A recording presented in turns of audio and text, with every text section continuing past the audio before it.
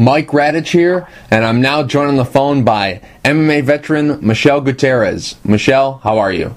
I'm good. I'm a veteran. Oh, it sounds so old. Well, I mean, yeah, I should have said fighting veteran because you were boxing a long time ago, so I should have said fighting veteran. No, it's okay. I've been around the block with fighting. I've accepted it. Yeah. So, Michele, it's been a while since you fought. April of last year, so a little bit under a year since you've fought. You've been, flying under the radar a bit. You haven't been out there as much, and I know you're still active on Twitter. People know where to find you. It's just you've kind of been staying low-key a bit. Why has that been? Why haven't you been out there doing the interviews and stuff like that? I feel like I've kind of just been put through the ringer in the past year with MMA, so I kind of wanted to take a little bit of a mental vacation to see if I still had the passion and love for it, because I kind of lost it for a little while. I just kind of I got kind of lost in all the hype, and I had a lot of things go really well, and a lot of things go really bad, and I had some personal things happen. So I just kind of taken a little mental vacation because I was really on the verge of stopping fighting altogether. 2012, that was I guess you could say an interesting year for you. A lot of things happened to you during 2012. Really, the biggest story, I guess you could say, about 2012 for you was the Felice Herrig fight. You were supposed to fight her in December of last year, Bellator 84. It was supposed to be a rematch of a fight that happened a long time ago, back in 2009. Then, a couple weeks out from the fight, you suffered an arm injury. People were questioning this arm injury. Felice was questioning this arm injury, saying that you were faking. There were some text messages that surfaced that had you on there saying that it was a weight issue. What exactly was the reason that fight didn't take place? There was a lot of things. Leading up to the fight, I was tormented nonstop. There was, websites made by her best friend, completely just torturing me. Things my daughter had seen, and my daughter's sick, and it was awful. Really, really mean stuff was being said. Felice has her issues with me, and she just doesn't want to let it go. So there was a lot of mental things going on, a lot of personal things going on. I moved up to San Diego and started training at Alliance, so I left my family back home. I took the fight very seriously. I felt like if I got out of Vegas and came into kind of a different environment, maybe I could focus a little better. So I think leaving my daughter and the move and, always fighting on a hand that never healed. Felice actually was the one that broke my hand. She didn't do it on purpose, but we were training together a couple years ago, and my hand was completely shattered. And I never got surgery, never got it fixed, just kept fighting on it. It's my right hand. It's my money shot. So when I heard it, and, my coaches felt like it wasn't a good idea for me to take the fight, and, business reasons and things like that. So they pulled me. I would have never pulled myself from that fight. I needed that fight. I needed that money. I came out here, left my job, left everything. So that kind of just broke me a little bit. I was just like, I felt like I'd given everything to MMA, and then the second something goes wrong with me, I felt like a lot of people turned their back. Mm-hmm. So what exactly was this whole thing about the weight cutting issue? Was there really a problem there? It was like my first time. When I fought her the first time, my mother had died, so it was kind of on I got fought 2 weeks after my mom died. That was the first time I fought Felice, and I was walking around at 114. I was disgusting. I've never been that small. I'm almost 5'7", so it was easy for me to make the weight then, and then since then, I've been fighting around 120 to 125. That's kind of my weight. And so now that I'm at my normal weight, when I walk around at 135, I didn't think I'd have a problem, getting that low, but it was going to be hard for me. I would have done what I had to do to make it, but it wasn't going to be easy. I don't think I'm a 115er. My coaches definitely don't think I'm a 115er. I think I'm probably safe at that 125, so I think that's what I'm going to say. Mm-hmm. And now, Felice Herrig, you guys fought in the past, obviously. You were supposed to fight again. For a little while there, you guys were friends. Now, really, were you guys friends? Like, were you really good friends? Or was this just something where you did work on that video game with her and you were, around her a while? Was this just something where you were just kind of like cool with her, and then like you kind of were friends? Was I always had that feeling like you guys were just like cool with each other just because you were a part of that? Were you guys really friends, or were you just like okay with each other?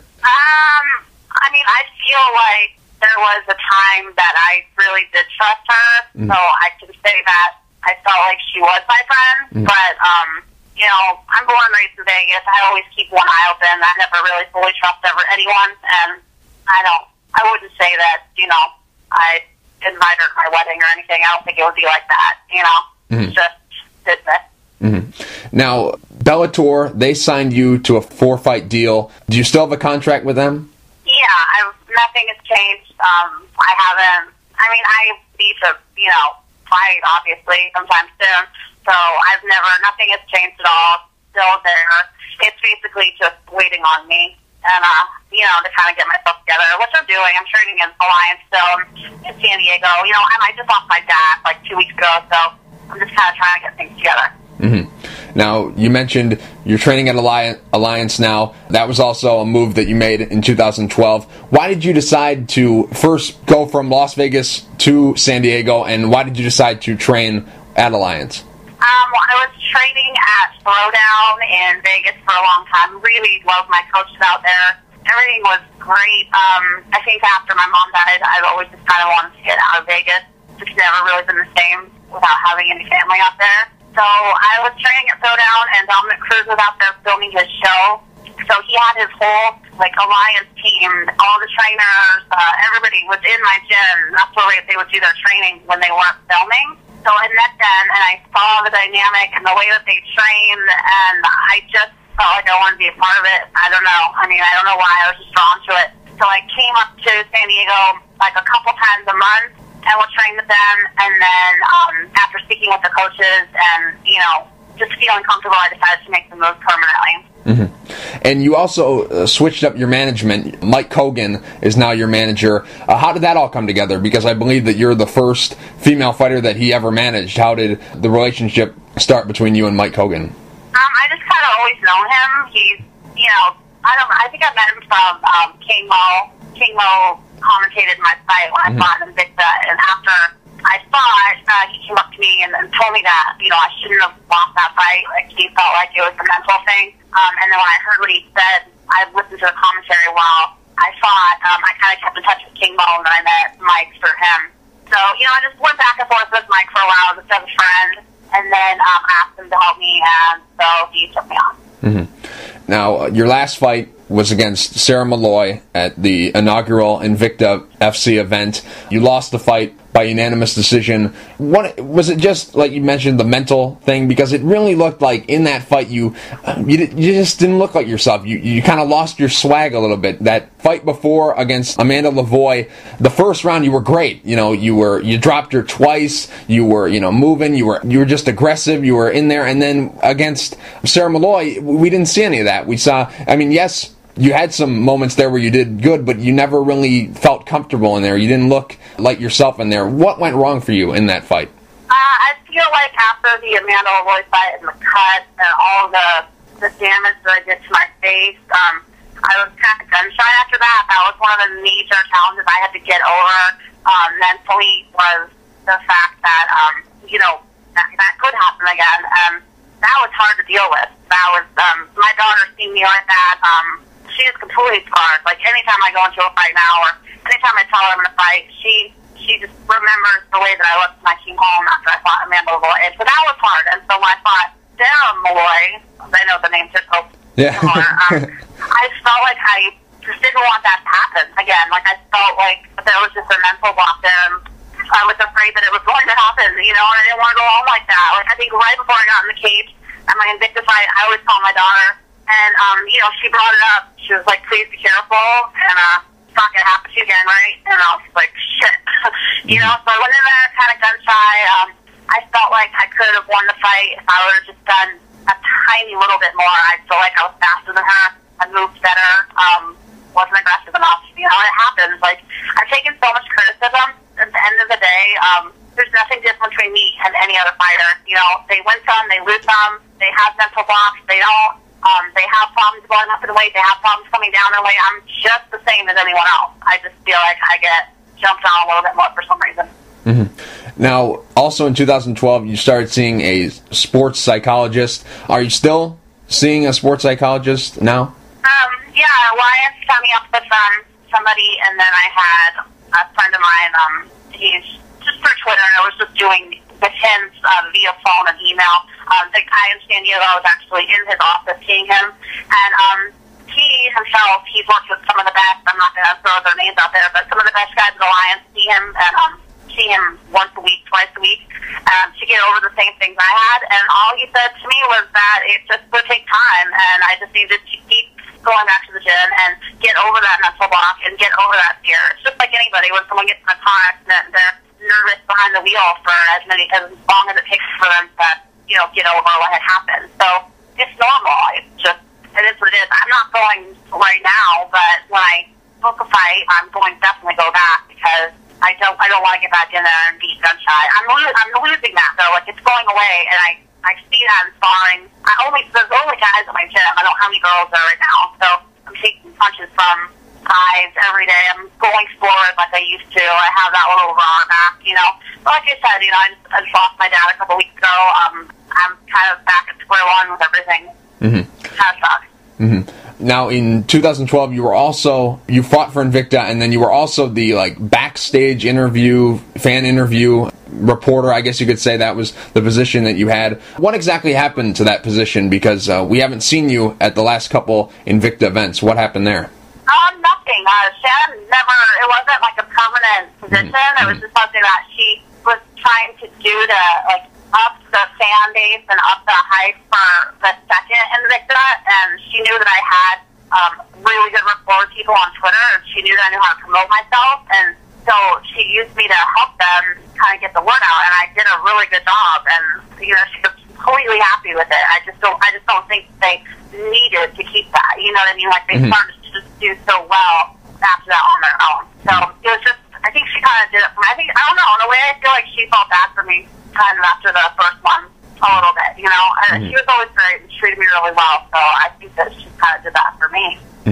Like I said, 2012 was a difficult year for you, but you know, the fans, they haven't shied away. They still support you. They still love you. You know, how much does that, at the end of the day, how much does that cheer you up, knowing that you have, you know, an incredible, great fan base that you can fall back on when the tough stuff happen? You know, how good is that to have that fan support? I mean, that's really the only thing that keeps me going. I feel like anyone else that's been through this probably kind of would have, you know, laid it all down by now. I mean, there's so many other things I could do with my life. I'm smart now. You know, I've got a lot going on. I don't have to fight. That's really the only thing that keeps me going. I mean, they're great. Like, I still get things in the mail all the time at Alliance that, you know, pictures, and can you sign these gloves, and can you sign a picture, and they send me shirts with my face on them that they've made themselves. So it's crazy. Like, I don't understand, but I believe that it's because I'm relatable. You know, I'm not one of those untouchable fighters that act like I'm better than anyone else. I have real things going on in my life. You know, I'm open about it. I wear my heart on my sleeve, so I kind of think that's where it all comes from. What are you up to right now? You know, you moved out to San Diego. Do you work another job out that way? I know when you were living in Las Vegas, you were bartending out there. Do you work another job? And what is your training schedule looking like now? Because, you know, obviously you don't have a fight lined up or anything. What's the training looking like? And what are some stuff that you do on a regular day-to-day basis outside of fighting? Well, I'm out here just kind of trying to get find my place in San Diego. Like I said, I'm new out here. I don't have a lot of friends. Basically, my friends are the people at the gym. So daily, I just, you know, try to make it to Alliance, you know, working on my jiu-jitsu. Just kind of trying to stay focused. Try to stay out of Twitter, off of having people say negative things to me. I'm just trying to keep it really positive. Try to stay around the people that care about me and want me to do well. And I feel the best when I'm at Alliance, so that's what I say. I am working out here, not very much. I bartend at this awesome, really busy bar by the beach in a really nice neighborhood in San Diego. So I'm doing that. I, you know, spend time with my daughter. I have a boyfriend out here, great and really supportive. And I think for him, like, not being a fighter, not being in the MMA world, when he saw what happened to me, kind of, like, turned him off, too, as well. Like, he was just like, wow, your sport got a lot of drama. Like, he's never really seen that before. So, just kind of been trying to stay out of it all, you know. So many cool things are happening in MMA. There's absolutely no reason that if the UFC adds more weight classes, I wouldn't be one of the ones that would be fighting for them. You know, I feel like if they add 125, there's no reason in the world that I wouldn't be one of those girls that would get called up or be able to audition or try out. So I feel like I have a bright future. I feel a lot better now that I'm not involved in all that Twitter bullshit and all that stuff. I mean, it's kind of nice to separate yourself every once in a while. Now, in 2010, you had a great year inside the cage. You were 3-0. Things were going good for you. 2011, you had the one fight, which I thought the first round for you was just an excellent round. I really enjoyed watching that fight that you had against Amanda Lavoie. I thought that was a good fight for you. But that year you did a lot of good stuff outside the cage. You really got yourself a lot of exposure. You were in the Supremacy MMA video game. I also saw you on $1 Million Matchmaker. You did a lot of good things to get your name out there and get people aware of what you're doing. Now that you look back on that time, did you think at this point, you know, where did you think at this point of your career, when you were in that moment in time, 2010, 2011, where did you think your career would be at right now back then? Where did you think you would be? Honestly, I didn't think I'd still be fighting. I kind of put a time limit on the actual fight game in my head. When I started doing MMA, I did not think I would still be, you know, fighting. I wanted to do more of like the reporter kind of media side. I still do. I'm now like kind of dipping into the charitable side. Like I work with a lot of anti-bullying organizations. I've been seeing a lot of things online, a lot of things that happen to me where you know, people are trying to ruin you over the internet, and I see it happen at girls in high school and athletes, and from working with a couple organizations to just try to stop it. It's awful. I mean, I remember growing up and getting like a little bit of it, but I mean, people can just ruin you these days with things they say online. It's terrible. So I've been doing that. You know, I didn't think I'd still be fighting, but I'm okay with it. Like, I'm cool with fighting for a couple more years, but I'm definitely looking past MMA inside the cage and kind of looking for more of a stable career outside of the cage. Obviously, you're a very attractive woman. Is there a possibility that you might try acting? You know, you're obviously out in Southern California. Is that a possibility? Is that something that you would be interested in doing? I had an offer a little bit back for an MMA kind of style movie role, but at that time it just didn't really fit well with my life. So I would be open to that. I don't know. I really like the whole media side of MMA. I think I'd be really good at it, especially since I understand what the fighters go through. Sometimes I feel like when I'm doing interviews and things like that, with the questions I ask, I feel like they don't really know what they're saying because they can't relate with me. I feel like I'd be really relatable. I would ask for the right questions. So I think I'm kind of you know, go towards that way. Take some college courses in broadcasting and try to, you know, shoot for that.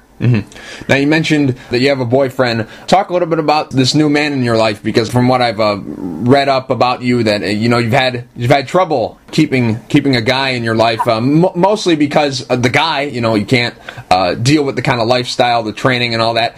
Talk about this guy. Well, I mean, I think before I was dating fighters, and you know, the fighters a little too much fight for one house. So I moved out here. I didn't plan on it. I met somebody. He just got out of the Marines, so he has that, you know, that work ethic, that, you know, where he trains every day, and he went to Afghanistan for a long time, and he fought in the war, and he's kind of like, I don't know, it's different. It's cool. And I dated him for a couple months, and then we moved in together, and we've been living together ever since. It's been like 7 or 8 months now, and just works. You know, went to Florida and met his family, and I don't know why this one's different than the other. He doesn't freak out when, you know, people hit on me on Twitter. He doesn't freak out when I have to take pictures of my bikini. So he's just different. I think he's secure with himself, so it just works out better. And from what I've read up about you, I know you're a big Channing Tatum fan, and I haven't seen a picture of your boyfriend, but from what I've heard through the grapevine is this guy kind of looks like him. Is that what drew you to this guy?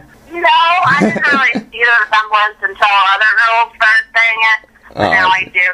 He looks liked him in his own way, and, you know, big and strong, and he's got his own thing going on, you know. There's no competition there. We're not competing for the spotlight in MMA. He does not want to fight. He does not want to hit a bag. He doesn't want to grapple. Like, he's just better. Because when I go home, I don't have to talk about it. I can talk about normal life stuff. I don't have to talk about how I sit in the gym, you know.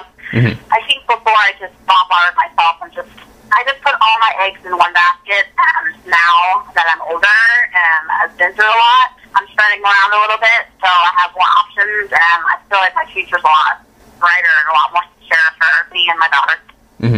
And now, another thing that's been on Twitter, and some articles have been written about the stuff that you put on Twitter, your girl crushes. You got Beck Hyatt, Shayna Baszler, and Rachel Cummings. Why exactly are these the three that you have this girl crush on? Well, Shayna Baszler, she was one of the girls that I interviewed when I went up to Invicta, and she's just so mature and so not into all the MMA drama, and she's so comfortable with herself, and that one is just because I think I just look up to her and I respect her, and things that she was telling me, like, I learned more from her in my interview about myself than I did about her. Like, she was just telling me, like, you know, just fight, you know, it's not the end of the world, and when every time I go into a fight, I think that my life is going to end if I don't win. Like, I put so much pressure on myself, and to not do that, I guarantee I would fight like I used to. You know, like, that's just, so I learned a lot about myself through Shayna Baszler, and so I think with her, just because I think she's great.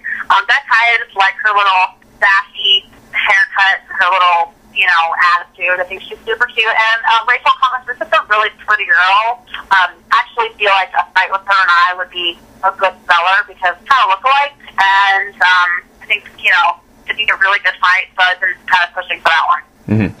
Now, you mentioned that you would like to fight Rachel Cummings. Is that, you know, a fight where it would be, you know, outside of Bellator? I know you have the contract with them. Is it something where, you know, Bellator, they would allow you to do that? You said that they're, you know, kind of waiting on you to come back. Is that something where, you know, if something did get lined up and you went to them, is that something that possibly could be worked out where your next fight could be outside of Bellator? Because I don't know, you know, she's pretty young into this game. Yeah. I don't know if they'd be real interested in signing her as of right now. Of course, they could come back to Southern California and put that on the undercard somewhere, but where do you think that fight would be? I honestly don't really know. I mean, I don't really care. I mean, I'm sure that's something that my manager would have to work out, you know. I just thought it would be a good business move as far as, you know, that fight, but I don't deal with that stuff. That's something that my manager has to do. So when's the timetable for a return? When will you be ready to take a fight? I mean, I would be willing to, you know, book something now for, you know, a normal camp time, you know, 8 to 10 weeks away. I would be okay with, you know, like I said, I'm still out here doing my thing. I just because I've disappeared from talking a lot doesn't mean that I've gone anywhere as far as being a gym. You know, I'm learning still. I'm getting better. I love California, you know. I've been going back to Vegas a lot because my family happens. But other than that, you know, hopefully in the next couple months, maybe by the end of summer. Now, we also touched on a little bit earlier your boxing background. Is there a possibility that, you know, you might be interested in taking a boxing match? I wouldn't mind it. My coach kind of laughed it off. I brought it to him and told me I was an MMA fighter now, and I wouldn't mind it. But, you know, it's completely up to the people that, you know, make the decisions for me. That's one thing that I've done now that I used to never do. I used to always try to, you know, intervene and make decisions for myself. And now I just leave it up to them. Like, you don't want me to fight boxing, I won't fight boxing. You want me to do it, I'll do it. That's one thing I've learned. You can't involve yourself too much. My job is just to train and get better. And when the phone rings, then to go fight. And that's one of the big things I've seen change in myself is, you know, I just really not going to get involved. Like, if they want me to fight, I'll be there. So that's pretty much what it is right now. At this point, is the most realistic possibility of you fighting is just one time this year? Is that a number that at this point in time you can honestly say, you know, that's the realistic number of fights this year? Is it just one, or would you, after you get that first one under your belt, would you like to be more active? What are you looking at fight-wise? I definitely want to be more active because, like I said, like I don't want to fight forever. I want to at least, you know, top 15 fights under my professional name, you know. So I want to fight as much as I can so I can, you know, decide when I want to be done with it. Because right now I just don't feel like I'm done. But, I mean, I definitely see it in the future. It's creeping up on me a little bit. So, you know, I want to stay as active as I can. I don't have a number in my head. I just need to get that first little hump. I just need to get over it, you know.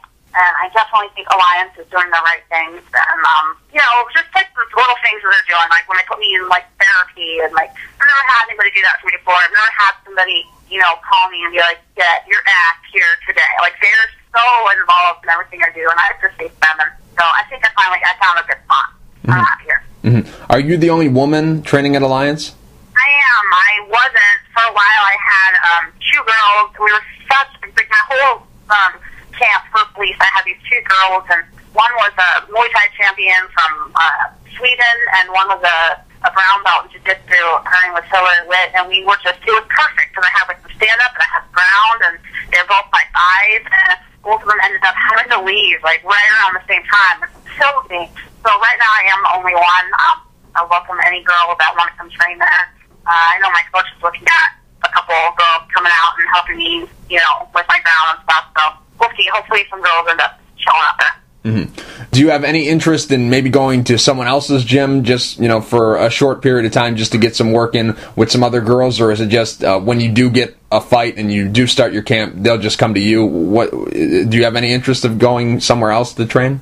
I think that making the move to California was, I'm done leaving. I'm comfortable at Alliance. They go out and bring who I need. They do all the legwork for me when it comes to that, so I really couldn't ask for anything more.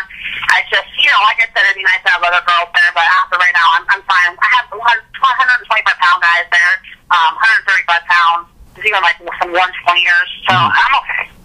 I think I'm just going to stay at Alliance. Now, you mentioned earlier that, you know, at one point in time the fire just wasn't there. You know, you were, you know, really debating whether or not you wanted to continue with this sport. Is the fire, is it fully back now? Is it there, or, you know, is it getting there? You know, how are you feeling right now about your fighting career? I kind of put, MMA used to be, I used to live and breathe it. It was the number one thing in my life. After, you know, I just feel like, you know, anyone that is going through what I've gone through, you know, lost both my parents now, so recent and so new. I can't say if it's back 100% because I'm kind of on board with other things that are going on in my life, but it definitely is the one thing I have that makes me happy always, no matter what, no matter what's going on in my life. You know, I go to the gym and I can forget about it for 2 hours. So I think that speaks with itself. You know, and the day that I go to the gym and it doesn't do that is the day that I know that I'm done. So I think that, you know, the fire's there. It's definitely there. I definitely want to fight. I definitely have my eye on people. I'm definitely trying to get better.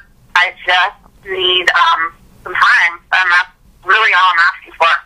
So that's where I'm at right now. I'm just curious, what are your goals, both short-term and long-term, in MMA, and what are your goals short-term and long-term just in your life in general? I think short-term in MMA is to fight, you know, some more. And long-term in MMA is to stay involved in the sport because I have put so much time into it. I've been fighting for like over 10 years now. And I feel like I would be good for the sport just in, you know, the media aspect or just staying involved one way or the other, whether it's promoting or something. So long-term, I just want to stay involved. Short-term, I just want to fight. And with my life, short-term is just to kind of get through all these little things that kind of happened in the last year. And long-term is just to be a good person and just to be proud of myself and the things that I've done, and just to be a good mom and friend, and that's pretty much it. Michele, real quick before I let you go, I don't know if you have any sponsors, but if you do, are there any sponsors that you would like to thank? And is there anything that you'd like to say to the fans? And also, I really appreciate you, coming on here and being so open and honest and giving us an update on what you've been up to, because, it's been a while, since we've heard from you, and it's been a while since you've been in action, so I really appreciate your time. Yeah, I'm always willing to tell anybody anything, nothing to hide. Like, there's no skeletons in my closet. I just, I'm just doing the best I can. Like I said, I've had a hard time, so I appreciate you interviewing me. And I want to thank Alliance MMA mainly because They've been great. George Castro, he's my main trainer. He's been the one that kind of had my back through everything. Trevor is my boyfriend. He's the one that was there for me when everything really went down. I have fight chicks, fighter girls, so I always wear their clothes when I fight. They're amazing. Team Felmy from Vegas, they've been with me since I started, and, that's pretty much it. Michele, thank you for taking the time to talk. I really appreciate it. All right, thank you. Bye-bye.